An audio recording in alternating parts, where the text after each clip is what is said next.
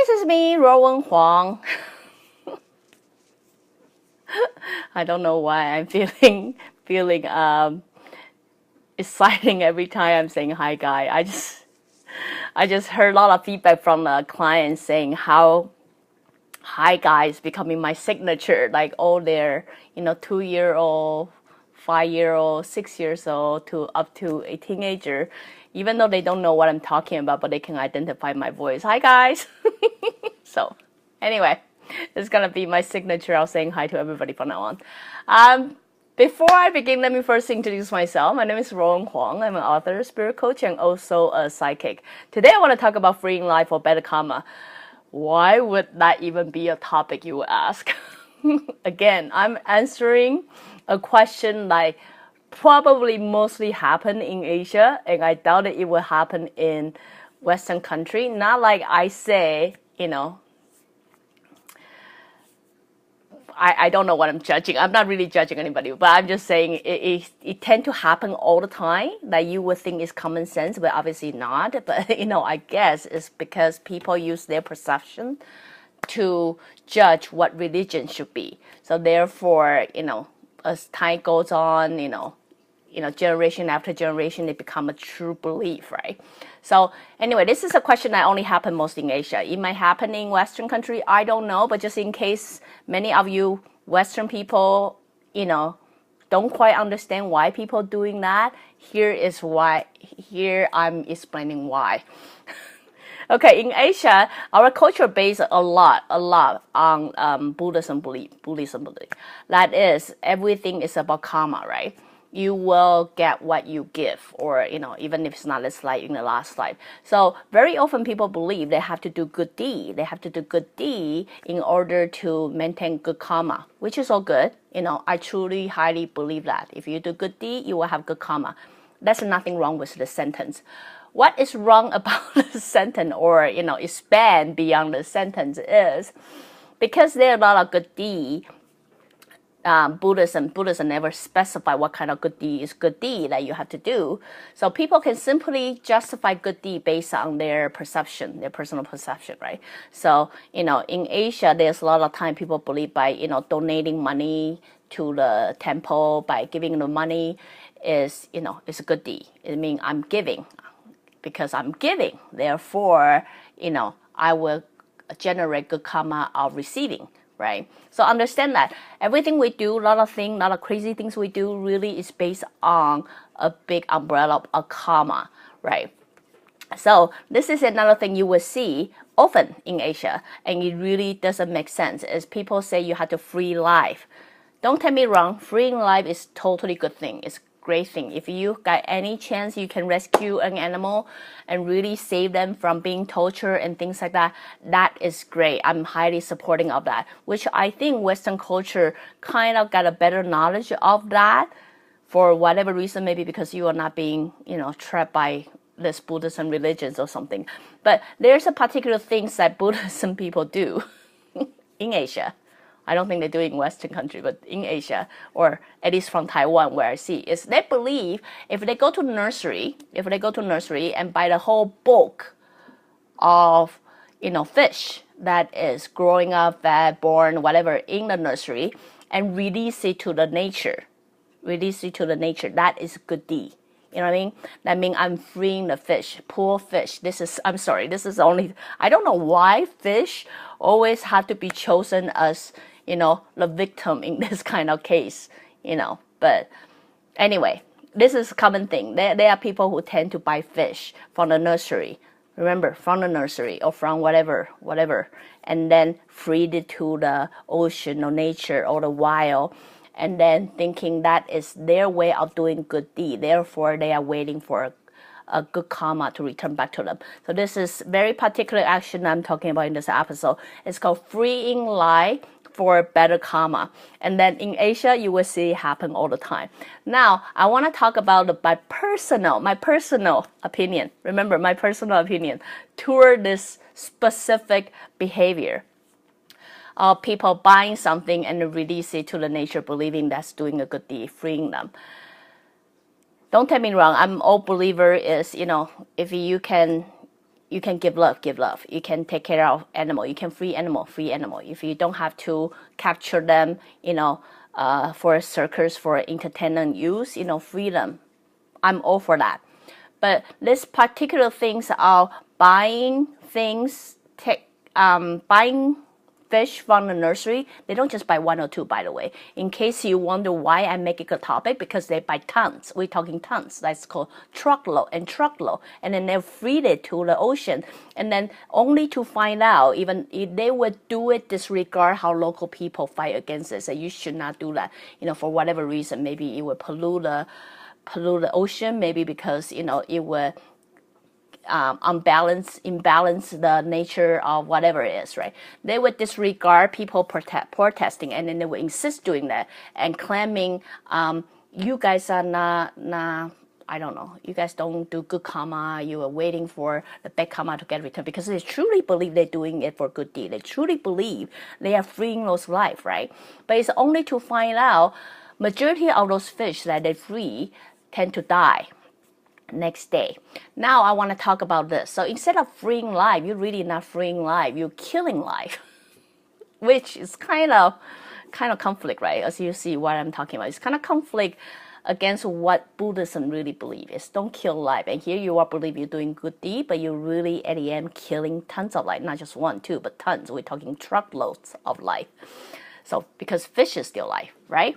So what I'm gonna say this is I believe in all freeing. I mean, good deed. There's a lot of way to do good deed. If you want to free life, they are puppy locked in the animal, the male, the breeding, or they are, animal being trapped in the circus, doing circus, or they are, animal being jailed, things. There are so many ways you can free animal. But this particular behavior, go to nursery, buying the fish, and then freeing to the nature, to me, you know what it does it feel like? It's simply using my own personal judgment or my personal perception, deciding what's good for you. Disregard whatever background you come from. Disregard who you are, what you like, or whatever you like, and grab you and put you in a location or environment that I think is the best for you, and expecting you would be just as happy as I am. You know what I mean? If that doesn't make sense to you, just imagine that. Imagine, I don't know. I'm giving you a hypothetical example, but just because when it's on fish, it doesn't make sense. On the human, for me, it's basically the same thing. So basically what I'm going to give you example is like, okay, I think Canada is a good place. Like, I think Canada is a great place, fresh air, we got mountain, we got ocean, we got people exercise. This is the best place on my personal perception. This is a good place for human to live. So here I am. I decided, just assuming I got a lot of money. My money, just assuming I got so much money, I can buy a whole country of people. So then I decided to go to Taiwan, disregard their culture, disregard what they know, what languages speak, and then thinking, hey, you know what? Don't stay in this place because Taiwan is a small country. You should all go to Canada and live there because that's the best place for you, because, that's how humans should live. That's where you should go. And then I decide to take the whole colony of people and then drop them in Canada and assuming they would be happy ever after. Just play that story with me for a little bit. So basically this whole freeing life for better karma is no different from the story I just tell you. Would you assume they will all be happy? Not necessarily, because they are used to speaking Chinese, they're used to the culture of Taiwan, they're used to certain food, certain flavor, and certain things, certain behavior, and all of a sudden they are dropped in the country like they cannot communicate, they are not used to the temperature because it might be too cold, or they are not used to anything else, and the whole culture, everything is different. Then guess what's going to happen? It creates cultural shock. Not just a cultural shock, it's probably cultural traumatized or something. They just totally being so traumatized by that. So some might handle okay, but I would say most of people don't. Most of people were eager to go home. So what of course you're going to argue me, so no, that's not different. No, that's exactly the same thing. Let me tell you why. Because some fish, they were born and raised in the nursery. That's all they know. right? They are used to that temperature, they're used to that bacteria, whatever you believe, they're used to whatever that thing is. We all know if you want to free a life, I'm not saying that's bad. It's good, but it takes gradual introduction. It's like you cannot expecting a foster dog all of a sudden behave like a normal dog in some family. Everybody who got common sense know, I need to do the slow introduction to you, right? So how do we slowly introduce the nature to some life who never been introduced to, right? That means we slowly expand their living space. We slowly introducing a little bit at a time what the nature is supposed to be like, how it's supposed to feel like, how it's supposed to taste like, and then observe you, how are you doing with it. Then we decided if you are ready for it. Right? I mean, common sense. I believe most of us have common sense. That's why when we see people doing this, it doesn't make sense. You know what I mean? You go there and the next day you drop it in assuming, hey, I'm just going to be so happy. I'm going to free. Guess what? We're simply using our human perception. Our human. We're not fish. Because, if we're fish, we might be able to tell you something, but since we're not. We're simply using our human perception to decide what's the best for you. Therefore, I decided, hey, I'm freeing you. But with what intention? I'm not truly freeing you because I believe there's so many people with great heart out there truly want to free life, truly want to free all those, animals that's being tortured without any or anything in return. Like I truly believe there are so many people out there really doing those for good deed. But let's talk about the specific things. When you're grabbing all those things out of their habitat, throwing into some place that they are totally foreign and totally don't know what's gonna happen and expecting they're gonna be happy. When that thing happens, please just put yourself in the situation. How would you feel if I throw you into, I don't know, Germany?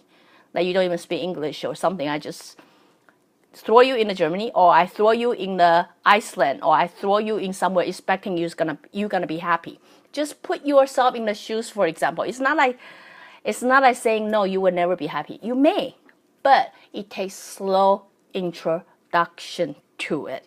So anyway, this particular episode is just for those people who still believe that is true, who still believe, in this big Buddhism umbrella is I want to do good deed to get a better karma in return. Really, you're doing this for better karma. You're not really doing this to consider of their life. Now, I have a better alternative for you. The reason I'm doing this episode is not explain things. It really doesn't make sense. But I'm really trying to propose a better alternative.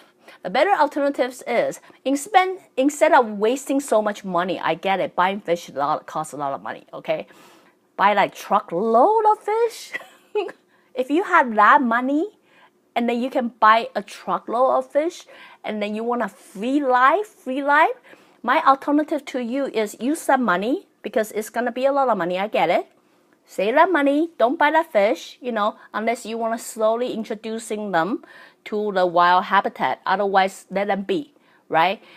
But if you're not going to do that, if you simply want to get better karma in return, there are so many people, there are so many lives in this world need or can really use that money. You know what I mean? There are a lot of animals still trapped in the mill, breeding every day, try to give birth. They are tortured. They stay in the little cage. Those are the animals you should free. Really, not those one.